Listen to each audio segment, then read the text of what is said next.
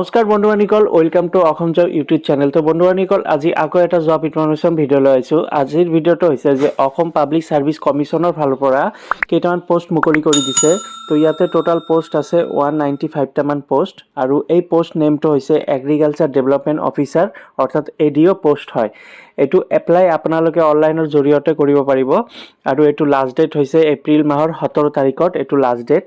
তো ইয়াতে category wise হিচাপে ভেকেঞ্চি ভাগ কৰি দিয়া আছে। আনৰিজাৰ্ভৰ বাবে 112টা, OBC MOBCৰ বাবে 37টা, SCৰ বাবে 14টা, STPৰ বাবে 23 আৰু ST হিলছৰ বাবে 9টা ইয়াতে ভেকেঞ্চি ভাগ কৰি দিয়া আছে। অৰ্থাৎ কেটাগৰী ৱাইজ হিচাপে ভেকেঞ্চিটো ইয়াতে ভাগ কৰি দিছে। তো ফ্ৰেণ্ডছ হ'ল ইয়াতে আপোনালোকৰ প্ৰথম যিটো ৰেচিডেঞ্চি বিচাৰিছে যে অসমৰ স্থায়ী বাসিন্দা হ'ব লাগিব আৰু লগতে PRC থাকিব লাগিব, তেতিয়াহ'লে আবেদন কৰিব পাৰিব। আৰু বয়সটো দিছে যে 21 বছৰৰ পৰা 38 বছৰলৈকে যদি আপোনালোকৰ বয়স আছে তেন্তে এপ্লাই কৰিব পাৰিব। লগতে যিসকলৰ কাষ্ট চাৰ্টিফিকেট আছে এইটো এজ ৰিলেক্সন পাব। SCৰ বাবে 5 ইয়াৰ্ছ এজ ৰিলেক্সন পাব, STৰ বাবে 5 ইয়াৰ্ছ এজ ৰিলেক্সন পাব, OBC MOBCৰ বাবে 3 ইয়াৰ্ছ এজ ৰিলেক্সন পাব, ফিজিকেল হেণ্ডিকেপ কেণ্ডিডেটৰ বাবে 10 ইয়াৰ্ছ এজ ৰিলেক্সন পাব। ইয়াতে এডুকেশ্যন কোৱালিফিকেশ্যন বিচাৰিছে যে BSc এগ্ৰিকালচাৰ ডিগ্ৰী থাকিব লাগিব, তেতিয়াহ'লে আপোনালোকে আবেদন কৰিব পাৰিব। অকল BSc এগ্ৰিকালচাৰ বিচাৰিছে ইয়াতে এডুকেশ্যন। তো যিসকলে BSc কৰিছে সিহঁতে আবেদন কৰিব পাৰিব। আৰু এটা বিচাৰিছে যে এমপ্লয়মেণ্ট এক্সচেঞ্জ কাৰ্ডটো থাকিব লাগিব, যদি নাথাকে তেন্তে এপ্লাই কৰিব নোৱাৰিব। ইয়াতে লিখা আছে চাওক, employment exchange registration candidate must B registered in any of the employment exchange of Assam. তো এমপ্লয়মেণ্ট এক্সচেঞ্জ ৰেজিষ্ট্ৰেশ্যন কাৰ্ডটো থাকিব লাগিব, তেতিয়াহ'লে আবেদন কৰিব পাৰিব। এপ্লিকেশ্যন ফিজ বিচাৰিছে বন্ধুবান্ধৱীসকল, জেনেৰেল কেণ্ডিডেটৰ বাবে 297 টকা পে' কৰিব লাগিব, OBC MOBCৰ বাবে 197 আৰু SC ST BPL আৰু ফিজিকেল হেণ্ডিকেপ কেণ্ডিডেটৰ বাবে 47 টকা পে' কৰিব পাৰিব। অৰ্থাৎ যেতিয়া আপোনালোকে এপ্লাই কৰিব এই অনলাইনত এই চালানটো কাটিব লাগিব। তো ফ্ৰেণ্ডছ হ'ল ইয়াতে দৰমহা উল্লেখ কৰিছে যে 30,000 পৰা 1,10,000লৈকে ইয়াতে দৰমহা পাব আৰু GP পাব 12,700 টকা। আৰু GP বুলি ক'লে গ্ৰেড পে ইয়াতে 12,700 টকা পাব। তো মেইন দৰমহা হ'ব 30,000 পৰা 1,10,000লৈকে। তো ফ্ৰেণ্ডছ হ'ল এইটো আছিল agriculture development government of Assam. আৰু চিটিজেনশ্বিপ ইয়াতে candidate must B Indian citizenship হ'ব লাগিব, অৰ্থাৎ ভাৰতীয় নাগৰিক থাকিব লাগিব। তো ফ্ৰেণ্ডছ হ'ল এইটো আছিল অসম পাব্লিক ছাৰ্ভিচ অৰ্থাৎ APSCৰ ফালৰ পৰা এগ্ৰিকালচাৰ ডেভেলপমেণ্ট অফিচাৰ অৰ্থাৎ ADOৰ পোষ্ট হয়। ইয়াতে টোটাল 195টামান পোষ্ট মুকলি কৰি দিছে। তো যিসকলে এডুকেশ্যন কোৱালিফিকেশ্যন BSc এগ্ৰিকালচাৰ কৰিছে সিহঁতে আবেদন কৰিব পাৰিব। তো ফ্ৰেণ্ডছ হ'ল লিংকটো আপোনালোকে APSC ৱেবছাইটত গৈ লিংকটো পাই যাব। এই লিংকটোত ক্লিক কৰি তাৰপিছত আপোনালোকে এপ্লাই কৰিব পাৰিব। এপ্লাই অনলাইনৰ জৰিয়তে কৰিব পাৰিব আৰু মই ডেছক্ৰিপশ্যনৰ লিংকটো দি দিম, তাৰ পৰা গৈ এপ্লাই কৰিব পাৰিব।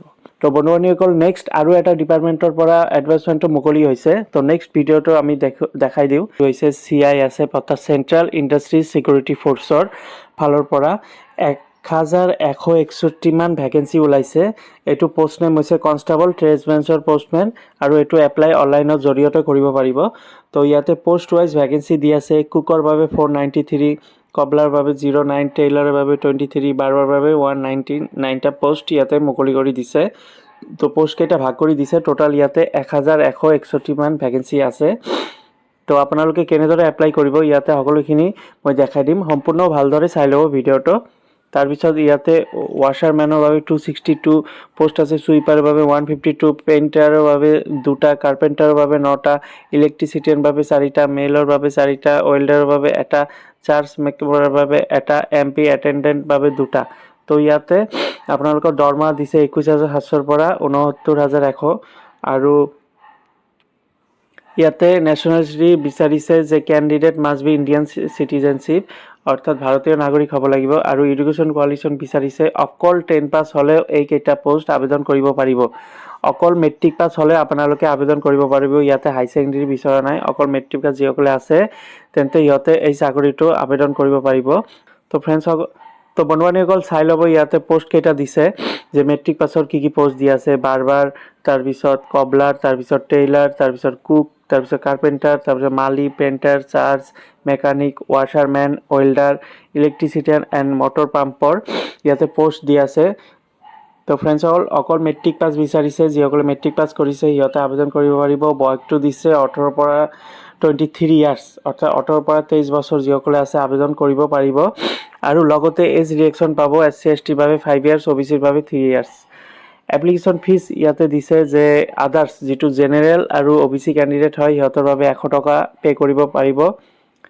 আৰু SC ST ESM আৰু ফিমেল কেণ্ডিডেটৰ বাবে একো পইচা দিব নালাগে। পে'মেণ্ট মোড আপোনালোকে net banking, credit card, debit কাৰ্ডৰ তাৰপিছত UPI জৰিয়তে পে'মেণ্ট কৰিব পাৰিব।